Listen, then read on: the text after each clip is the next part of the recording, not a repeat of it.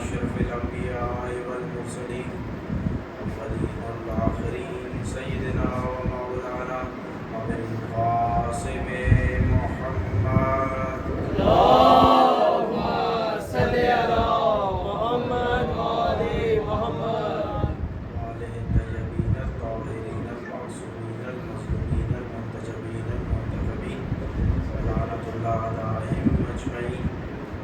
ما بعد فقد قال رسول الله صلى الله عليه وآله حسين مني وأنا من الحسين صلى الله عليه اللهم صل على محمد وآل محمد.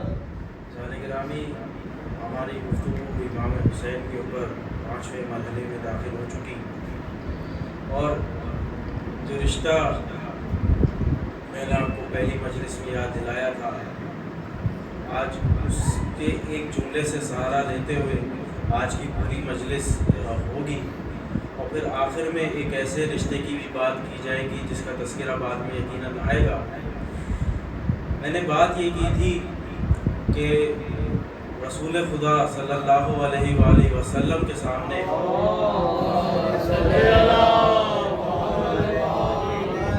ایک بیداری والی صلوات کیجیے گا۔ مجھے معلوم ہے کہ آپ لوگ اس وقت جلوس سے آ رہے ہیں، یقیناً تھکے ہوئے ہیں، لیکن یہ فرش عزا ایسی فرش عزا ہے کہ جو ہمارے جسموں کو، ہماری روحوں کو چارج کر دیتی ہے۔ تو ایک بلند ترین نعرے کا ساتھ محمد وآل محمد صلوات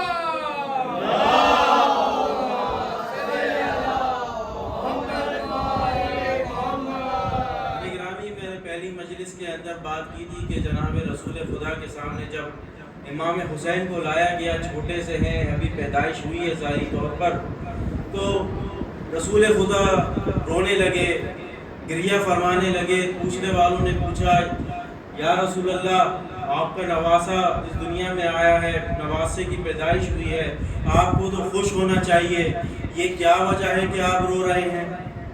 رسول نے اس وقت جواب یہ دیا تھا کہ جو میں جانتا ہوں، جو جبرائیل امین نے مجھے آ کر بتایا ہے، اگر میں تم لوگوں کو وہ بات بتاؤں تو تم لوگ بھی گریہ کرو گے۔ بات یہ بتائی کہ جبرائیل امین نے یہ آ کے مجھے خبر دی ہے کہ آپ کا یہ نواسا میدان کربلا میں شہید ہوگا۔ دیکھیں، ابھی فضائل کی منزل ہے، لیکن اسی سے مجھے آگے بڑھنا ہے۔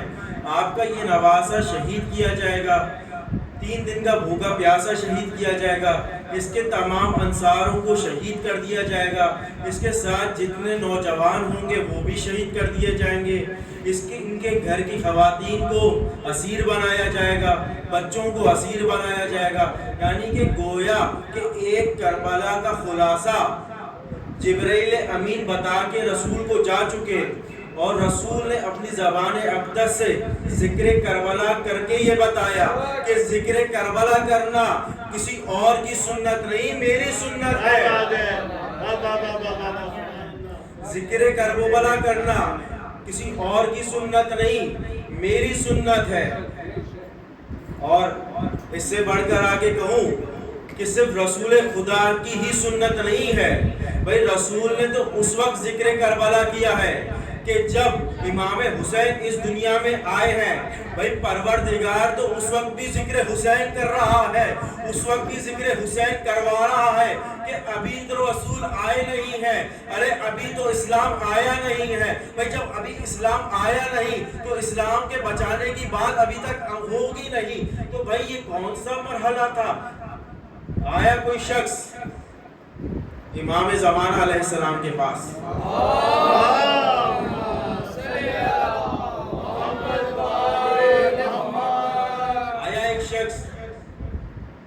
امام زمان کے پاس، اور کہنے لگا، اے نبی، اے فرزند رسول، ایک آیت ہے جو مجھے ذرا پریشان کر رہی ہے، اس کی تعویل، اس کے پیچھے کیا باتیں ہیں وہ مجھے سمجھائیے، آگے پوچھو۔ دیکھیے، امام کوئی بھی ہو اور اس کے سامنے جیسا بھی سوال آ جائے، امام جواب دیتا ہے اور سامنے والے کی مینٹیلٹی کو دیکھتے ہوئے دیتا ہے. بھائی اگر سوال کرنے والا امام علی کے سامنے سوال کرے تو علی اس کے حساب سے جواب دیں گے, اور اگر امام جعفر صادق کے سامنے آ کے سوال کرے تو امام جعفر صادق پھر اس کو اس کی نوعیت کے مطابق جابر بن حیان بنا دیں گے.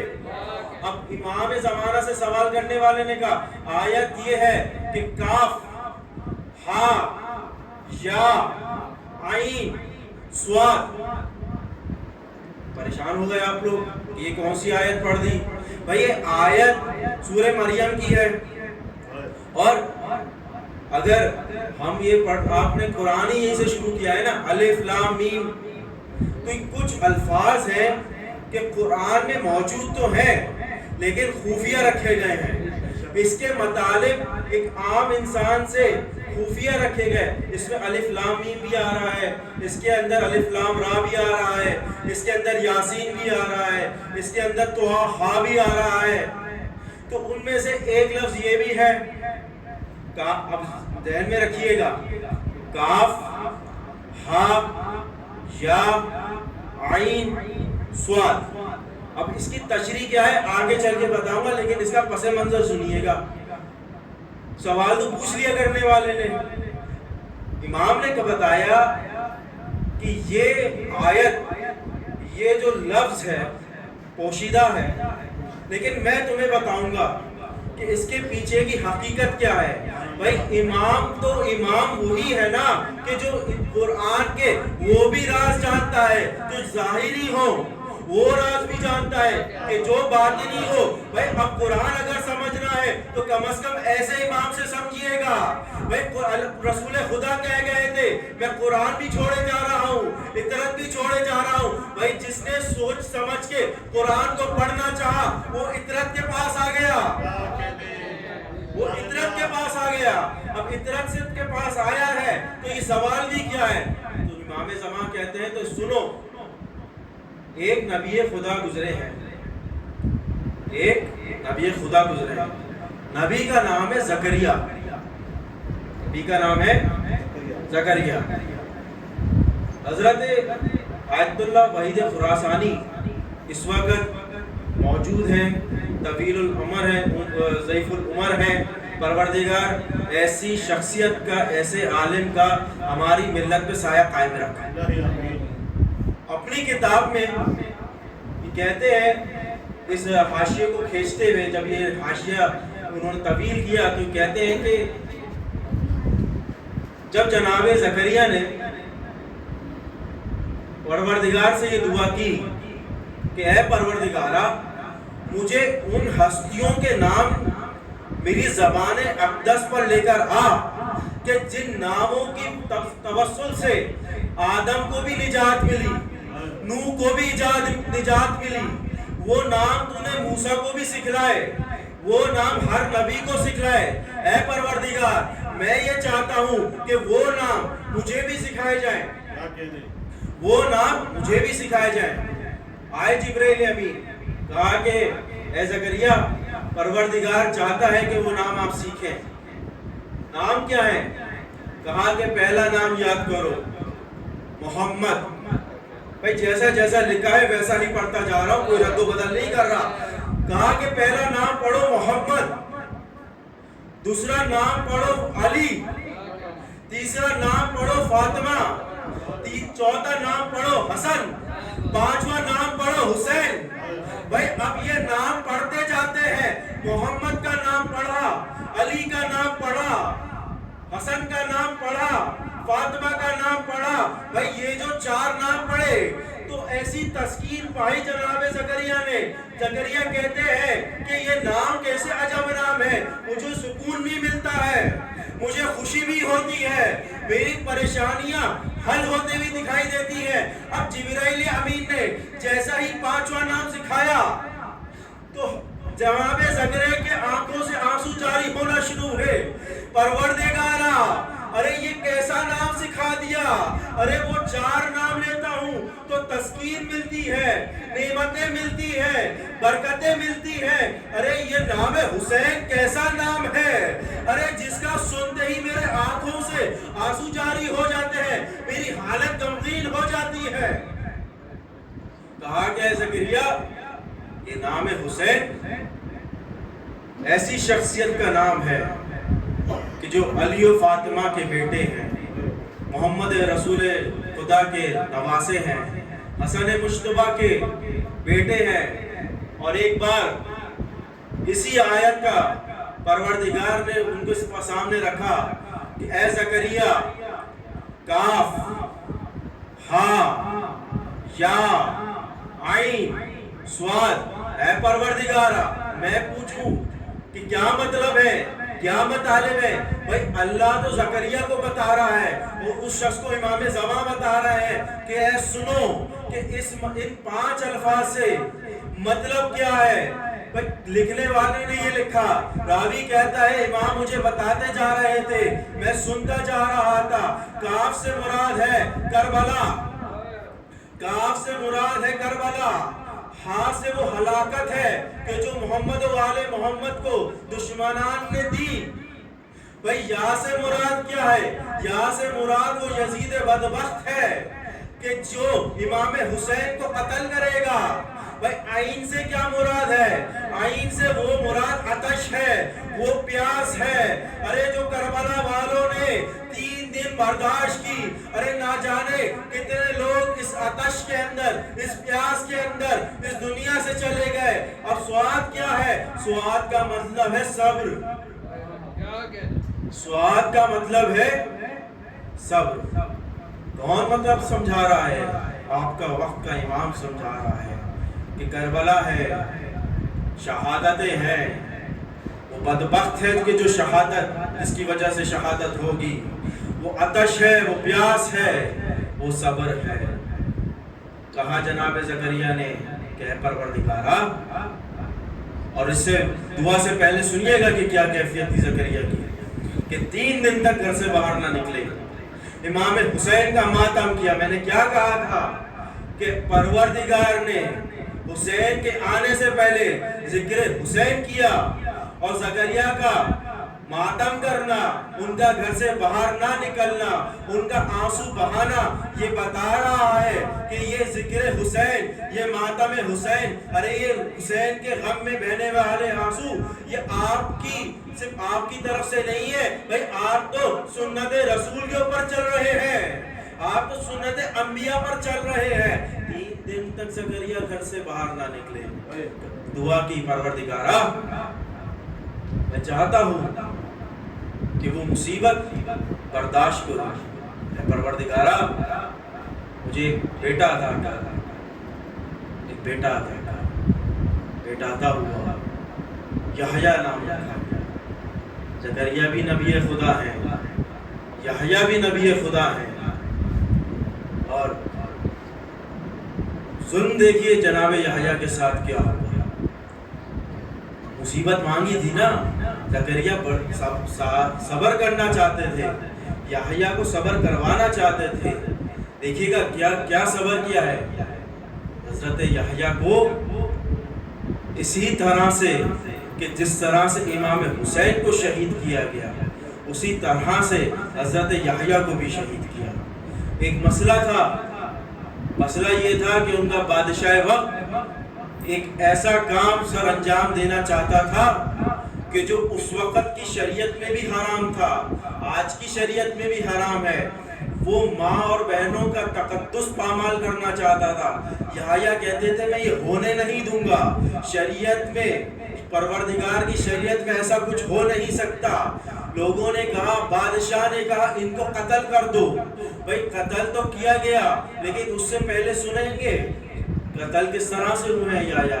ایک تشت لایا گیا، اس وقت کے جو نامی گرامی علماء تھے وہ کہہ چکے تھے کہ یحییٰ نبی خدا ہے، اگر اس کا قتل ہوا اور ایک قطرہ، ایک فقط قطرہ اگر زمین پر گرا تو تم پر عذاب ہوگا۔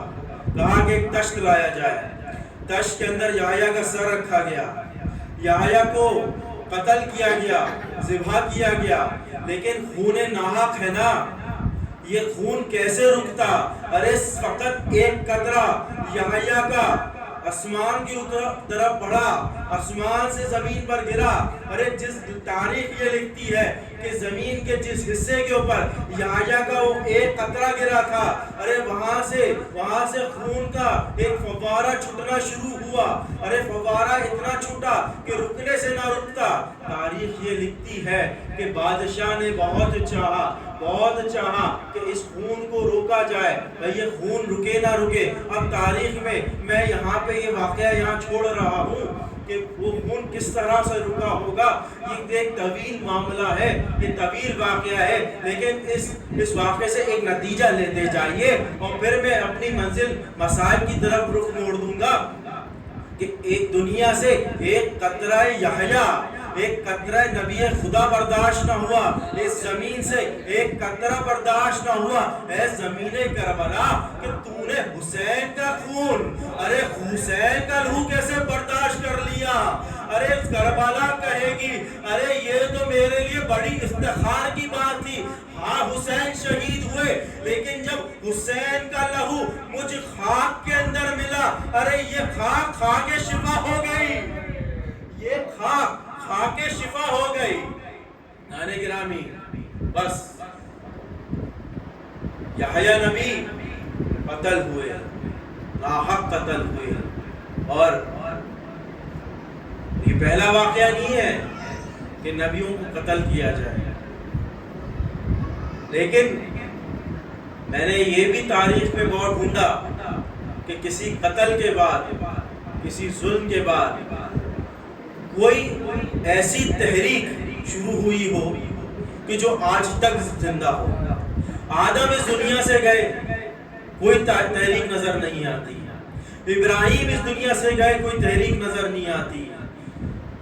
حضرت عیسیٰ تک ان کو، ہماری نظر میں تو ان کو آسمان پہ اٹھا لیا گیا، عیسائیوں کے نزدیک ان کو سولی پر چڑھا دیا گیا، لیکن ان کے بعد بھی کوئی تحریک نظر نہیں آتی۔ اور ختم مرتبت کے بعد بھی کوئی ایسی تحریک نظر نہیں آ رہی۔ 25 سال رسول امام علی نیام میں تلوار رکھے ہوئے ہیں، کوئی تحریک نظر نہیں آ رہی، لیکن فقط ایک حسین ایسے ہیں کہ جن کی شہادت کے بعد مجھے ایک ایسی تحریک نظر آ رہی ہے۔ بھئی یہ تحریک کون سی تحریک ہے؟ بھئی یہ خون حسین کا اعجاز یہ ہے کہ 1400 برس پہلے 61 ہجری میں جو ناحق حسین کا قتل ہوا تھا، آج تک یہ عزاداری اس بات کا ثبوت ہے کہ یہ تحریک جو جناب زینب نے بعد از کربلا شروع کی آج تک جاری ہے، یہ تحریک آج تک جاری ہے۔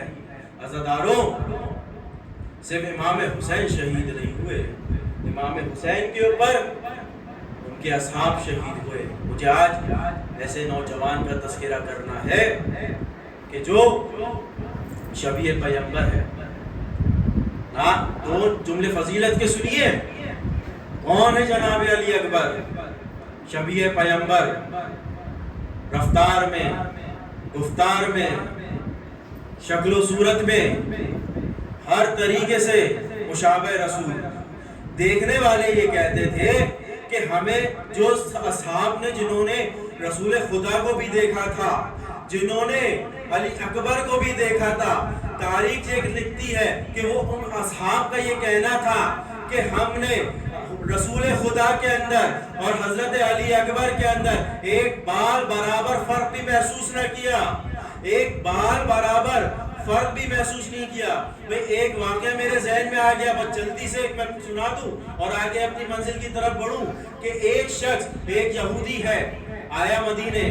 اب مدینے آیا یا خود مدینے کا رہنے والا تھا، دعویٰ یہ کرتا ہے کہ میں نے خواب میں رسول خدا کی زیارت کی ہے۔ اب مانے سے نہ مانے کوئی مسلمان، آیا مسئلہ امام حسین کے پاس، کہا حسین بات گفتگو کرتے جاتے ہیں اور پورا واقعہ سنتے ہیں، کہا کہ جاؤ میرے بیٹے علی اکبر کو بلا کر لاؤ، میرے بیٹے علی اکبر کو بلا کر لاؤ۔ جب علی اکبر کو گھر سے باہر نکالا جاتا تھا تو ان کے چہرے کے اوپر ایک نقاب رکھی جاتی تھی۔ اتنا حسین علی اکبر ہے کہ اس پر یوسف کی جوانی بھی قربان ہے، اس کے اوپر تمام انبیاء کی खूबसूरती कुर्बान है। भाई नकाब में रहते थे अली अकबर, आए हुसैन के पास, जानोए हुसैन पर बैठे, जानोए हुसैन पर बैठे। अब वो यहूदिया उनके सामने है। एक बार जनाब अली अकबर के चेहरे से नकाब हुसैन ने हटाया, एक बार उस यहूदी ने चेहरा अली अकबर की तरफ देखा, एक बार देखता जाता है, हैरान होता जाता है। भाई इतना हैरान हुआ कि गश्त खा खा के गिरने लगा और कहता है ये फर्जंद रसूल, यही वो चेहरा था जिसकी मैंने जियारत की थी। अरे वो यहूदी शायद मुसलमान हो गया। अरे हुस्न अकबर किसी यहूदी को मुसलमान कर रहा है, लेकिन ये कौन से मुसलमान थे कि जिन्होंने रसूल को अपनी जिंदगी में भी देखा और जब मैदान करबला में अली अकबर को देखा, अरे कहता जाता था बिसरे साथ, अरे शबीह पैगंबर है, कोई रसूल खुदा तो नहीं। जनाब अजीज़ान गिरामी, वो मंजिल आ गई कि जब जनाब अली अकबर इमाम हुसैन के पास आए, कहा कि ए बाबा, अली अकबर इजाज़त चाहता है। ए बाबा, मैं चाहता हूँ अपनी ज़िंदगी आप पर कुर्बान करूँ। ए बाबा, मैं आपकी माँ सैयदा के सामने, जनाब सैयदा के सामने सुरखरू होना चाहता हूँ। ए बाबा, मुझे इजाज़त दीजिए। किस तरह से इजाज़त दे इमाम हुसैन? कहा कि ए बेटा, जाओ जाके अपनी फूफी ज़ैनब से इजाज़त लो। आए हैं हज़रत अली अकबर जनाब ज़ैनब के पास। जनाब ज़ैनब ने 18 बरस पाला है जनाब अली अकबर को। एक ऐसा नौजवान जिसको पाल कर जवान अगर आप करें, देखिए यहाँ पे बैठे हैं जिनकी शायद नौजवान नस्ल हो, और अगर जिनके छोटे बच्चे भी हैं, परवरदिगार दिखाए जवानी। जाने गिरामी, बहुत मुश्किल होता है किसी बाप के लिए इजाज़त देना, जनाब ज़ैनब के लिए भी मुश्किल था इजाज़त देना। आए जनाब अली अकबर, है फूफी अम्मा, एक सवाल है। आगे है बेटा, ऐसे जंग के मौके पे तुम सवाल कर रहे हो, ऐसे मौके पर? कहा कि हाँ फूफी अम्मा, एक सवाल है, पूछो। कहा है फूफी अम्मा, जी ये बताइए कि आपकी मंजिलत ज़्यादा है या दादी जनाब फातिमा की मंजिलत ज़्यादा है? जनाब ज़ैनब एक बार पूछती हैं कि बेटा, ये कैसा सवाल किया, ये कैसा सवाल किया? ऐसा हो सकता है कि मेरी मंजिलत ज़्यादा हो जाए? अरे जनाब सैयदा की मंजिलत ज़्यादा है, अरे मेरी अम्मा की मंजिलत ज़्यादा है, अरे तुम्हारी दादी की मंजिलत ज़्यादा है। कहा कि ए फूफी अम्मा, अगर रोज़े महशर जनाब सैयदा ये पूछ ले कि ए ज़ैनब, मेरा बेटा शहीद हो गया और अली अकबर जिंदा रहे, तो क्या जवाब देंगी? जनाब ज़ैनब कहती है कि बेटा अली अकबर, अब तुमने इजाज़त ही इस तरह से मांगी है, मैं तुम्हें ना रोकूंगी, लेकिन एक बार अपनी माँ उम्मे लैला से तो जाकर मिल लो, एक बार उनसे भी तो जाके इजाज़त ले लो। आए हैं जनाब अली अकबर और माँ के पास आके कहा कि ए अम्मा, आपका अली अकबर आया है। अरे माँ कहती है अली अकबर, सुबह तुम्हारी अजान सुनी थी और अब तुम इजाज़त लेने आए हो? अम्मा तुम्हें इजाज़त देती है, अम्मा तुम्हें इजाज़त देती है। तारीख ने ये लिखा, तारीख ये लिखती है कि बीवियों ने एक बार जनाब अली अकबर के गिर्द हल्का बनाया और मातम करना शुरू किया। जनाब अली अकबर चाहते हैं कि जंग में जाएं, एक बार पर्दा उठाते हैं, पर्दा गिरता है, फिर एक बार फिर पर्दा उठाते हैं, पर्दा फिर गिरता है। अरे एक ना जाने कितनी बार पर्दा उठा हो, अरे पर्दा कितनी बार गिरा हो। भाई मौलाना जवाद लिखते हैं अपनी किताब के अंदर, और अपनी हदीस में भी कहते हैं, अपनी मजलिस में भी कहते हैं, ये जब ये मार्का हो रहा था ना, जब ये पर्दा उठ रहा था, गिर रहा था, लोगों ने ये देखा। रावी ये कहता है कि मैंने एक छोटी बच्ची को देखा जो दामन अली अकबर पकड़ी हुई थी। अरे मैं ये कहता हूँ, अरे ये कोई और बीवी नहीं थी, ये जनाब सकीना थी कि ऐ भैया अली अकबर, अरे सुबह से जो मैदान करबला में गया है, अरे वापसी पलट कर नहीं आया। ऐ भैया अली अकबर, हमारे ऊपर थोड़ा तो रहम करो, हमारी गुर्बत का कुछ तो ख्याल करो। ऐ अली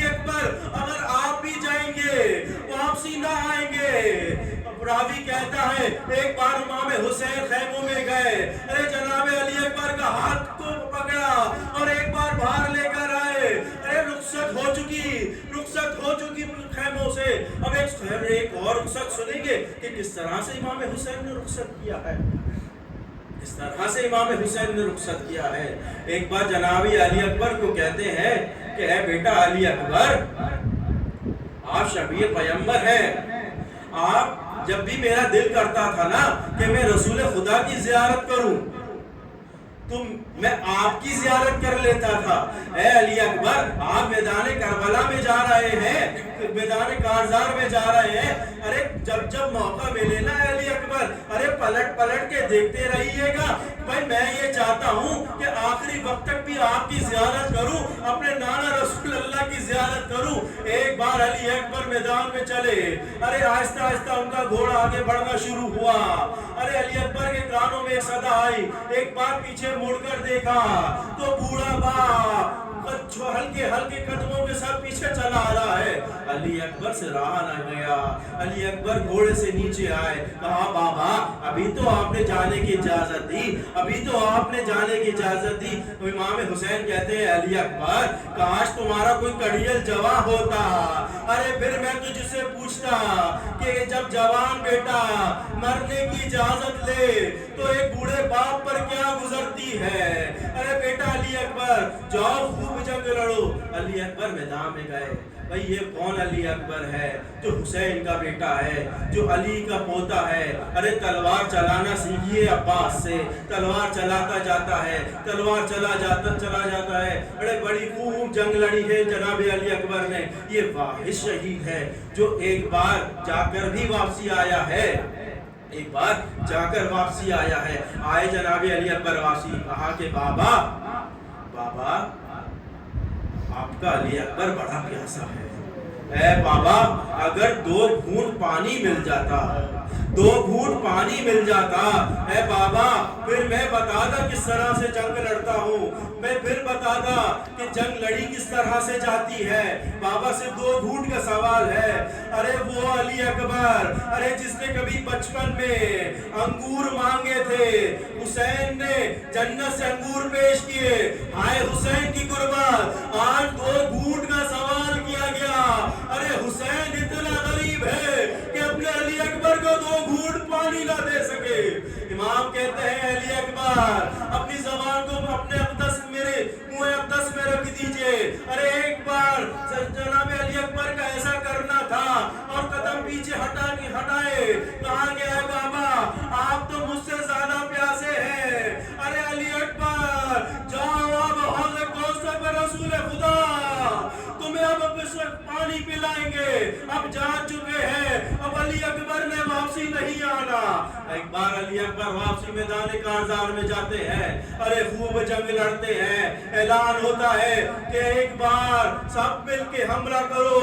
ارے کسی نے تلوار چلائی، ارے کسی نے تیر چلائے، ارے ایک ملعون ایسا بھی تھا ارے جس نے آگے بڑھ کر ارے ایک نیزہ علی اکبر کے سینے پہ، اے علی اکبر، اے سینے اکبر کا نشانہ باندھنے والے، کیا تجھے ہدف پہ محمد نہ دکھائی دیے؟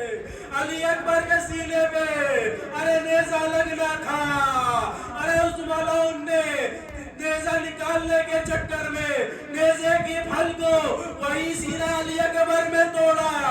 علی اکبر زین سے زمین پر آئے، اللہ کا انی السلام، اے بابا پر علی اکبر کا آخری سلام، علی اکبر کا آخری سلام۔ ارے حسین نے سننا تھا، علی اکبر آئینہ علی اکبر، اے علی اکبر تم کہاں ہو؟ ارے تمہارے بابا کی آنکھیں چلی گئی۔ ارے آواز سنتے سنیں گے کس طرح پہنچے ہیں لاش علی اکبر پر۔ ارے جس طرح ایک بچہ گھٹنی ہو چلتا ہے نا، ارے ویسے امام حسین علی اکبر کے لاشے پر پہنچے۔ ارے لاش اکبر پر پہنچنا تھا، ابھی تھوڑی رمق باقی ہے نا علی اکبر میں، ابھی تھوڑی رمق باقی ہے۔ کہا علی اکبر مجھے بتا تیرے کہاں درد ہے، مجھے بتاؤ تمہارے کہاں درد ہے۔ ارے حسین علی اکبر کہتے ہیں بابا میں اس عمر میں آپ کو کوئی دکھ نہیں میں کوئی دکھ دینا نہیں چاہتا. ارے کہا کہ علی اکبر, ارے سینے پہ ہاتھ کیسا؟ ارے علی اکبر نے جو سینے سے ہاتھ اٹھایا, اے دیکھا کہ نیزے کا پھل ہے, علی اکبر کا سینہ ہے.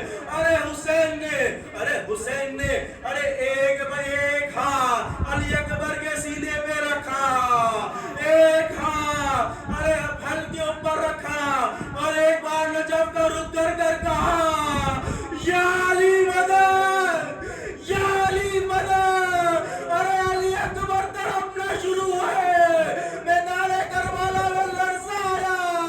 اے حسین, ارے آپ کا بیٹا آپ پر قربان.